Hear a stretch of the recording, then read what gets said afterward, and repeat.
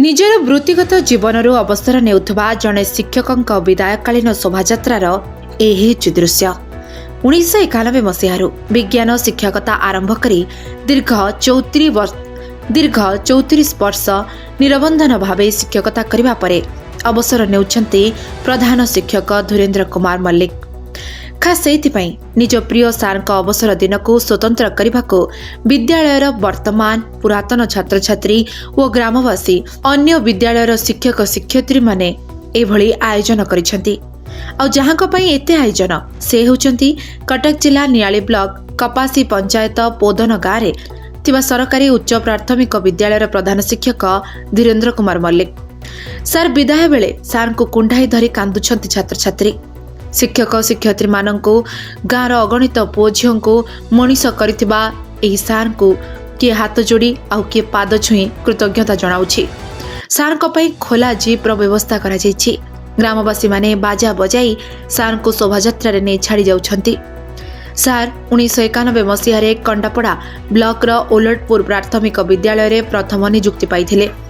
1993 ମସିହାରେ ତମ୍ପଦା, 1994 ମସିହାରେ ତିହୁଡ଼ି, 2006 ମସିହାରେ ଚିକୁ କଲୋନୀ, 2008 ଶତାଂଶ, 2016 ମସିହାରେ ସଗଡ଼ଲେ, 2018 ମସିହାରେ ପୋଦନା, 2021 ମସିହାରେ କରାଙ୍ଗ, 2023 ମସିହାରେ ପୋଦନା।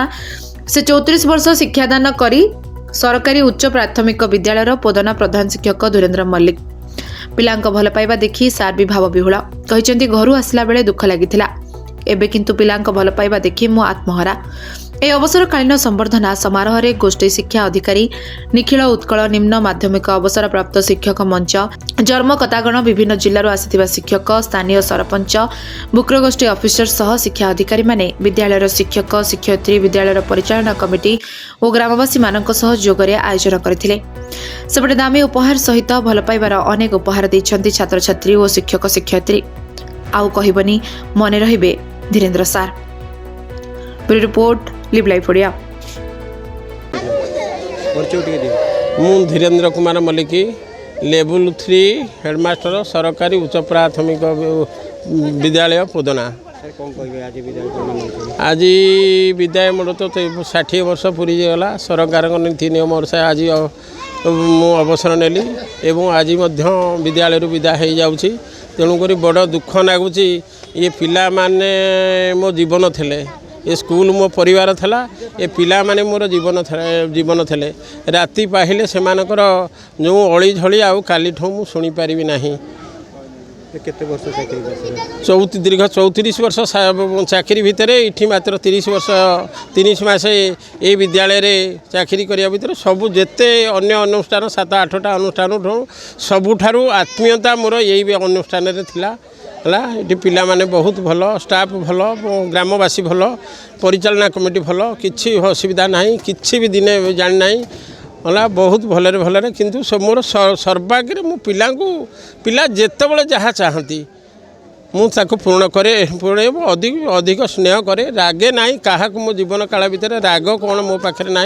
जी राग हिंसा करी पदे अदे कहला से सांगे सांगे शुणी परवर्ती मुहूर्त से मित्रता भाव भाव लेखे जहाँ जे कहले कहला छाड़ एटा एमती आउ कौन चाकरी काल तो सरीगला। आउ किसी असुविधा ना, मोर आर्थिक भी अवस्था किसी ना। समस्ते मो परिवार पुओ झील दुईटी समेत समझी किसी रोजगार करुँच। मिसेस सरकारी कर्मचारी, बहु मध्य सरकारी कर्मचारी, सफ्टवेयर पुओ झील कम कर।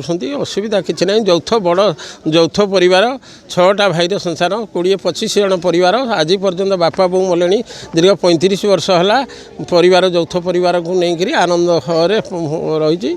तेणु असुविधा किसी ना। तेणु सबुठ दुख पिला मानकर दुख।